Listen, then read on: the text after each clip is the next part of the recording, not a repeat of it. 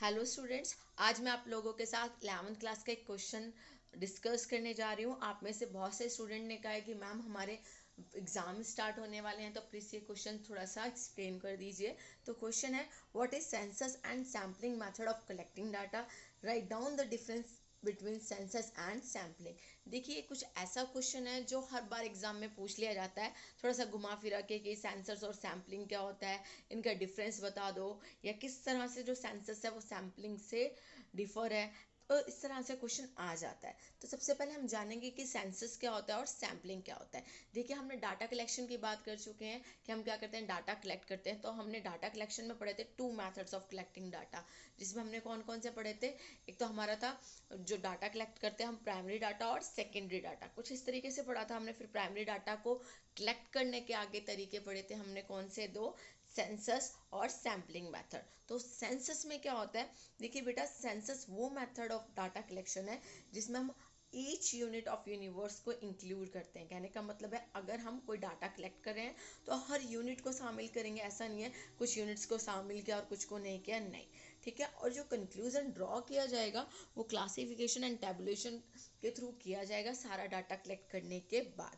There is no chances of biasness. देखिए, biasness क्यों नहीं हो सकती यहाँ पर, क्योंकि हर एक यूनिट को चांस दिया जाता है, हर एक यूनिट को इंक्लूड किया जाता है। तो ऐसा नहीं हो सकता कि हमने कुछ यूनिट्स को इंक्लूड कर लिया और कुछ को छोड़ दिया। ठीक है। एग्जाम्पल के तौर पे, census of India is an example of it in which each person living in India is contacted by enumerators and data are obtain for all population. तो देखिए, जब सेंसस ऑफ इंडिया किया जाता है, जैसे अभी 2011 में हुआ था, 2021 में हुआ है, इसका आना बाकी है।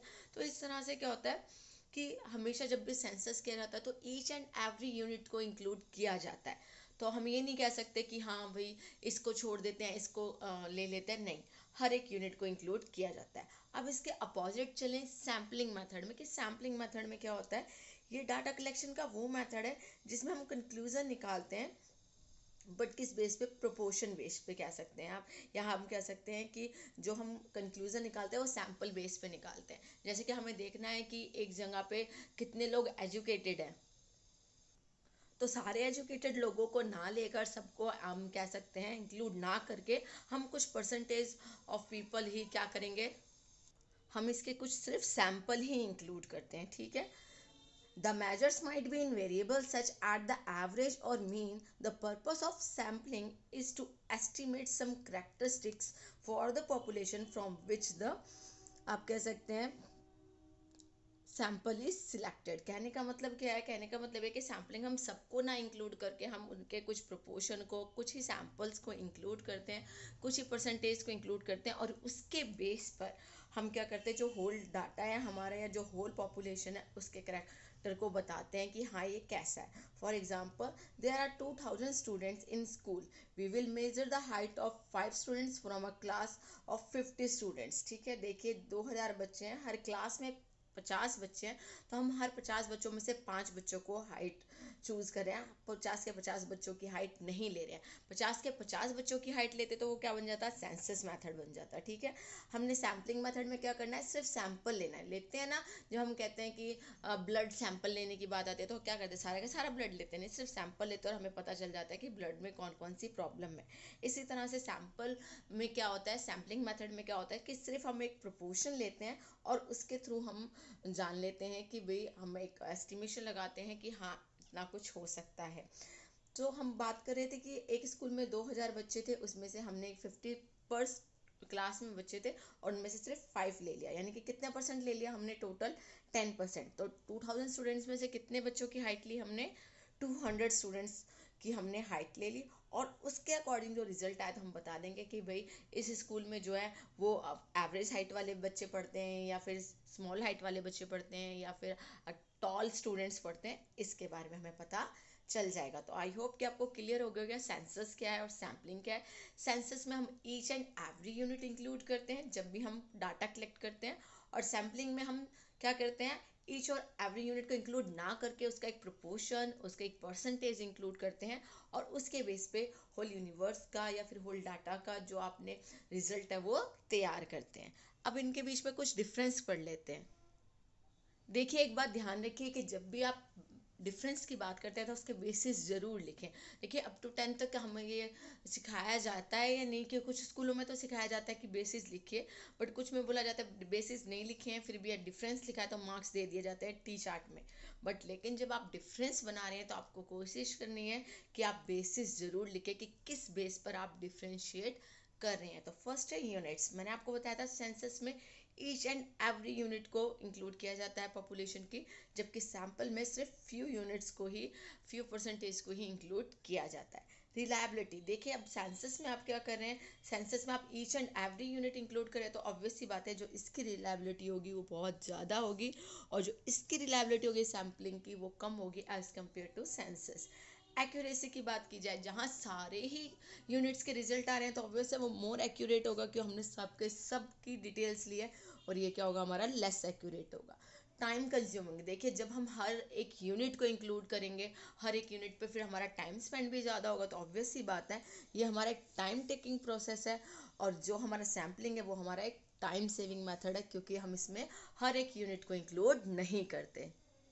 नेक्स्ट पॉइंट देखिए लेबर। देखिए लेबर के बारे में वो क्या कहना चाहता है कि अगर सेंसस है तो ज़्यादा यूनिट कलेक्ट करने हैं, तो ऑब्वियस सी बात है हमें जो लेबर है वो ज़्यादा रिक्वायरमेंट होगी, तो मोर लेबर रिक्वायर्ड। और इधर क्या है, सैम्पलिंग है, सिर्फ कुछ ही हमें कुछ ही हमें यूनिट्स कलेक्ट करने हैं, तो हमें यहाँ पे लेस लेबर की रिक्वायरमेंट होगी। अब बात करते हैं इन्वेस्टमेंट की। देखिए सेंसस है, घर घर जाना पड़ेगा, हर एक यूनिट को कलेक्ट करना है, सेंसस कर रहे हैं हम, या फिर हमें each and every unit include करना होगा, तो जो पैसा लगेगा वो ज़्यादा लगेगी, मेहनत हमारी ज़्यादा लगेगी, लेबर हमारा ज़्यादा लगेगा, तो इन्वेस्टमेंट भी हमारी क्या होगी, ज़्यादा होगी। तो कैपिटल रिक्वायरमेंट ज़्यादा कहाँ है, सेंसस में, और लेस कहाँ है, वो है हमारे सैम्पलिंग में, क्योंकि ये एक इकोनॉमिकल मेथड है, पैसा इतना खर्च नहीं होता, क्योंकि हमें हर एक यूनिट पर फोकस नहीं करना है।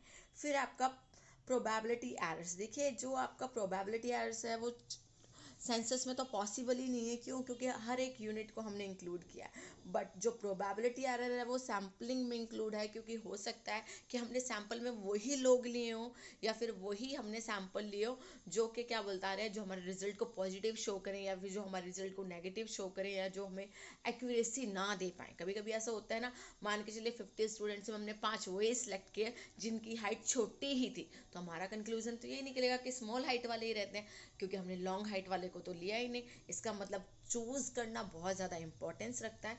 तो यहाँ पे जो चांसेस होंगे प्रोबेबिलिटी के वो भी एरर के बहुत ज़्यादा होंगे। फिर आता है सूटेबिलिटी। देखिए सेंसस वहाँ सूटेबल है जहाँ हेट्रोजीनियस पॉपुलेशन है। हेट्रोजीनियस मतलब अलग अलग तरह के लोग हैं, अलग अलग करेक्टरिस्टिक्स के लोग हैं, तो वहाँ पर सेंसस बहुत ज़रूरी है। जैसे इंडिया में किया जाता है, कब किया जाता है, हर 10 साल बाद किया जाता है सेंसस। क्यों, क्योंकि हम जानते हैं कि हमारी इंडिया में रहने वाले लोग बहुत अलग हैं, उनके ऑक्यूपेशनल स्ट्रक्चर बहुत अलग है, जॉब बहुत अलग करते हैं वो, इस तरीके से, ठीक है। जबकि सैम्पलिंग की बात करी जाए तो सैम्पलिंग में क्या होता है, ये वहाँ पर ज़्यादा अप्रोप्रिएट होगा जहाँ पे सारे होमोजीनियस नेचर होंगे, क्योंकि अगर हमने एक का सैंपल ले लिया तो ऑब्वियसली सारे के सारे भी वैसे ही होंगे, ठीक है। अब आती है बात बायसनेस की। तो देखिए मैंने आपको बताया था कि जो आपके सेंसस होते हैं वहाँ पे बायसनेस के चांसेस नहीं होते, क्योंकि ऐसा नहीं है कि इन्वेस्टिगेटर ने या एन्यूमरेटर ने अपनी मर्जी से कोई चूज़ कर लिया, नहीं, वहाँ तो सबको ही चांसेस दे रहा है। तो बट लेकिन बायसनेस कहाँ ज़्यादा हो सकती है, बायसनेस ज़्यादा हो सकती है सैम्पलिंग में, क्योंकि वहाँ पे हमारे पास चूजिंग मेथड है, हमारी मर्जी, हम ये वाला सैंपल लेते हैं या ये वाला। तो आई होप कि आपको क्लियर हो गया होगा कि सेंसस क्या होता है, सैम्पलिंग मेथड क्या होता है, और इन दोनों में क्या डिफरेंस है। Thank you students.